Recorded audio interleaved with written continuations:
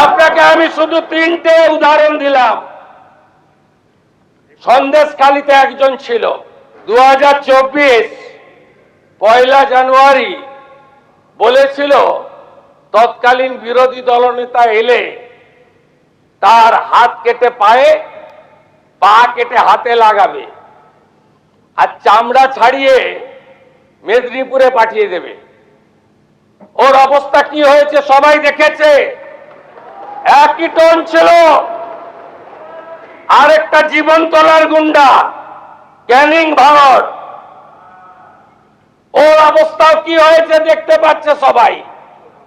আরেকটা পুষ্পা ঝুঁকে গায়ে নেই, এমন ঝোঁকা ঝুঁকেছে খালি পায়ে, ছোট প্যান্ট পরে, কান ধরে উঠবস করতে করতে যাচ্ছে। আপনাকে আমি বলে গেলাম পুলিশ তার ব্যবস্থা নেবে। আর আমি 1 সপ্তাহ পরে মুর্শিদাবাদে যাচ্ছি। আমি প্রমাণ করে দেব ভারতবর্ষের সংবিধান আইন শেষ কথা বলে, কোন বাপের আবাদ শেষ কথা বলে না। আপনারা শুনলেন বিধানসভায় দাঁড়িয়ে যেভাবে হুমায়ুন কবিরকে চরম হুঁশিয়ারি মুখ্যমন্ত্রীর। বিজেপিকে বেলাগাম হুমকির পর এবার হুমায়ুন কবিরকে চরম হুঁশিয়ারি মুখ্যমন্ত্রীর। আর এরপর হুমায়ুন কবির কি বলেছেন শোনাবো। আমি তো রাজ্য সরকারের বিরুদ্ধে কিছু বলিনি, আমি বিজেপির বিরুদ্ধে বলেছি। নবাগত বিজেপিরা আমাকে আক্রমণ করেছে। আমার বাড়ির কাছে গিয়ে সেখানে পুলিশের সিকিউরিটির সঙ্গে নিয়ে গিয়ে আমাকে আক্রমণ করেছে। তা আমি রাজনৈতিকভাবে তাদের আক্রমণ করব? কার কাছে উনি ক্ষমা চাইতে বলছেন ক্লিয়ার বলুন। নিশ্চয়ই যদি সেটা ক্ষমা যোগ্য হয় নিশ্চয়ই জানো। আরো বিস্তারিত জানতে আবারও কথা বলে নেব। সরাসরি আমাদের সঙ্গে রয়েছেন প্রতিনিধি কৃষ্ণেন্দু অধিকারী। কৃষ্ণেন্দু, বিধানসভায় মুখ্যমন্ত্রীর হুঁশিয়ারি এবং তারপর হুমায়ুন কবিরের বক্তব্যও আমরা শুনলাম। তুমি যেমনটা বলছিলে ইতিমধ্যে 2টো এফআইআর দায়ের হয়েছে।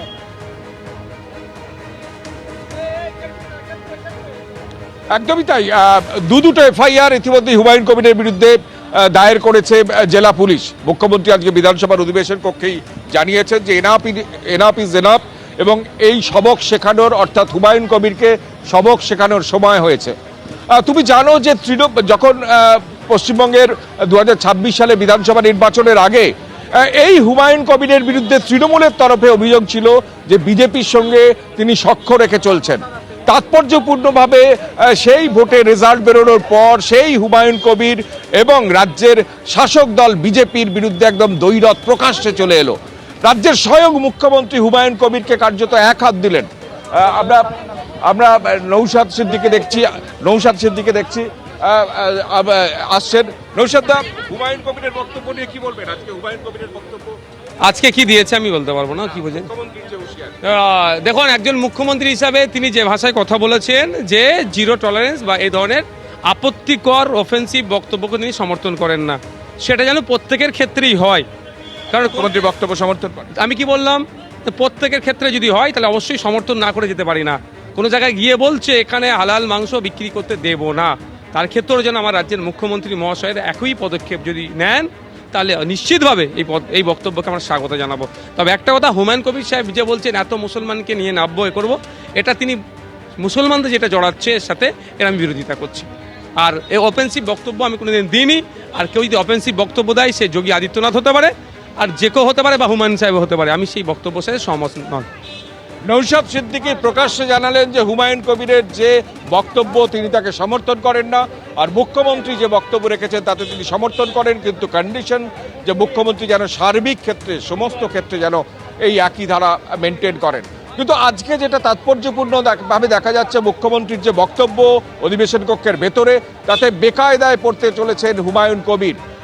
কারণ হচ্ছে হুমায়ুন কবিরের বিরুদ্ধে দুটো এফআইআর এবং জামিন অযোগ্য একাধিক ধারা এফআইআর করা হয়েছে। উস্কানিমূলক বক্তব্য, মুখ্যমন্ত্রীর বিরুদ্ধে কটূক্তি, বিশেষ একটা সম্প্রদায়কে নিয়ে মন্তব্য নিয়ে করা, একাধিক ধারায় আজকে দুটো এফআইআর করা হয়েছে এবং মুখ্যমন্ত্রী অধিবেশন কক্ষে স্পষ্ট জানিয়েছেন যে সেদিন সভায় যারা ছিলেন তাদের আগে তুলব, তারপর হুমায়ুন কবির, অর্থাৎ হুমায়ুন কবিরকে আগামী দিনে গ্রেপ্তার হবেন সেই সম্ভাবনা কিন্তু দেখা যাচ্ছে। যেটা বারবার বলছি যে ভোটের আগে এই হুমায়ুন কবিরকে নিয়ে তৃণমূলের তরফ থেকে অভিযোগ ছিল যে হুমায়ুন কবির এবং বিজেপির মধ্যে একটা সখ্য আছে, হুমায়ুন কবির বিজেপির বি টিম, কিন্তু সেই হুমায়ুন কবির ভোটের পর দুটো বিধানসভা নির্বাচনে তিনি জিতেছেন, রেজিনগর থেকে রিজাইন করেছেন 2-3 মাসের মধ্যে, সেখানে ভোট আজকে মুখ্যমন্ত্রী নিজেই জানিয়েছেন, এবং সেই জায়গায় হুমায়ুন কবির এবং বিজেপির মধ্যে দ্বৈরথ কার্যত প্রকাশ্যে চলে এলো এবং রাজ্যের স্বয়ং মুখ্যমন্ত্রী বিধানসভার অধিবেশন কক্ষে হুমায়ুন কবিরের বিরুদ্ধে কড়া পদক্ষেপ নেওয়ার হুঁশিয়ারি দিয়েছেন এবং হুমায়ুন কবিরকে সবক শেখানোর কথা বলেছেন। মুখ্যমন্ত্রী বলছেন যে হুমায়ুন কবিরের মূল উদ্দেশ্য হচ্ছে ওই এলাকায় অর্থাৎ মুর্শিদাবাদে যে জায়গাগুলোয় পঞ্চায়েত আছে সেই পঞ্চায়েতগুলোর নিজের দখলে আনা আর নিজের ছেলেকে রেজিনগরে জেতানো এবং সে তার জন্য একটা বিশেষ সম্প্রদায়কে মানে কনসলিডেট করা ভোটকে, তার জন্য এই উদ্দেশ্য নিয়ে এই এজেন্ডা নিয়ে হুমায়ুন কবির করছেন। যদিও হুমায়ুন কবির মুখ্যমন্ত্রীর এই বক্তব্যে নারাজ, মানতে নারাজ। এখন দেখা যাক যে হুমায়ুন কবিরকে নিয়ে ভোটের আগে যে বিজেপির বি টিমের অভিযোগ উঠেছিল সেই হুমায়ুন কবিরকে নিয়ে এখন রাজ্য সরকার, রাজ্য পুলিশ কি পদক্ষেপ নেন বা হুমায়ুন কবিরই পাল্টা কি পদক্ষেপ করেন। আগামী 1 সপ্তাহের মধ্যে মুখ্যমন্ত্রী মুর্শিদাবাদে যাবেন, সেটা নিজেই ঘোষণা করেছেন। হুমায়ুন কবিরের বিরুদ্ধে এই উস্কানিমূলক মন্তব্যে বিধানসভার অন্দরে যেভাবে তোলপাড় হলো, স্বয়ং মুখ্যমন্ত্রী যেভাবে বিবৃতি দিলেন, শুধুমাত্র হুমায়ুন কবিরের এই দুটো কথাকে উল্লেখ করে এবং কড়া পদক্ষেপের হুঁশিয়ারি দিলেন, তাতে আগামী দিনে রাজ্য রাজনীতির গতিপথ একটা অন্য খাতে বইবে নিঃসন্দেহ আজকে মুখ্যমন্ত্রীর এই কড়া বক্তব্যে বোঝাই যাচ্ছে। ধন্যবাদ কৃষ্ণেন্দু।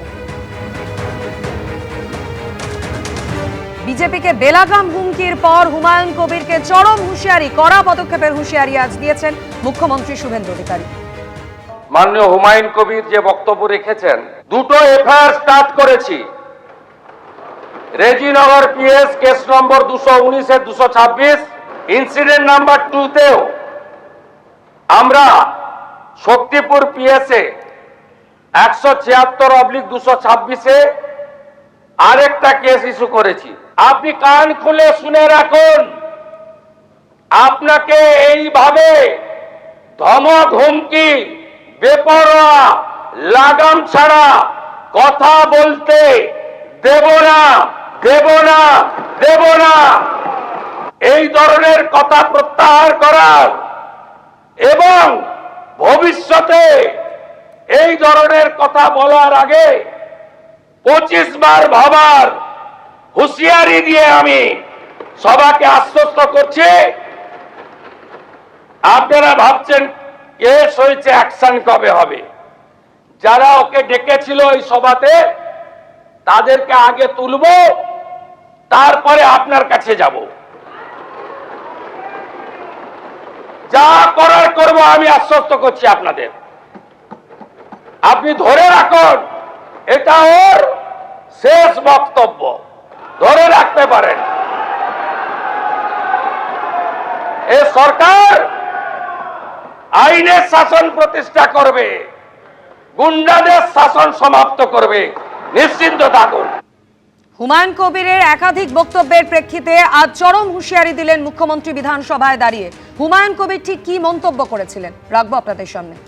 কত ধানে কত চাল হয়, 2 ঘন্টার মধ্যে তোমাদেরকে যদি ভাগীরথীর গঙ্গায় না ফেলতে পারি, রাজনীতি থেকে সরে যাব, শক্তিপুর এলাকায় বসবাস করা বন্ধ করে দেবো। এটা তোমরা হাতির পা দেখেছো, কিন্তু যদি ভেবে থাকো যে 30% লোক মুর্শিদাবাদ জেলায় আর আমরা 70%।